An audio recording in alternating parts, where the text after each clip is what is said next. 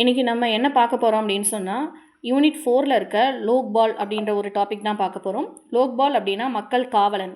அதாவது லோக்பால் அப்படின்னா ஊழலுக்கு எதிரான அமைப்புன்னு கூட இதை சொல்லலாம். இந்த வார்த்தையை சட்ட வல்லுநர் எல்.எம். சிங்வி 1963இல் அறிவித்தார். மக்களின் குறை தீர்க்கும் சிறப்பு ஆணையங்களாக லோக்பால் மற்றும் லோக் ஆயுக்தா அமைப்புகளை நிர்வாக சீர்திருத்த ஆணையம் 1966 முதல் 1970 பரிந்துரை செய்தது. இந்த பரிந்துரை செய்த தலைவர் யார் அப்படின்னா மொரார்ஜி தேசாய். லோக்பால் மத்திய அமைச்சர்கள், செயலாளர்கள், மாநில அதிகாரிகள் என்ற அனைவரையும் விசாரிக்கும் அதிகாரம் படைத்தது. லோக்பால் மசோதா முதலில் 1968 மக்களவையில் அறிமுகம் செய்யப்பட்டது. அதன் பிறகு 8 முறை மசோதாவை நிறைவேற்ற முயற்சித்தும் நிறைவேறவில்லை. இறுதியாக லோக்பால்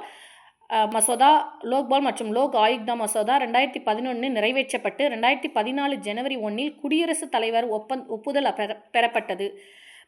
இதில் முக்கியமாக யார் அப்படின்னு சொன்னால் ஒரு தலைவர் இருப்பாங்க. இந்த அமைப்பில் அதிகபட்சமாக 8 உறுப்பினர்கள் இருப்பாங்க. தேங்க்யூ.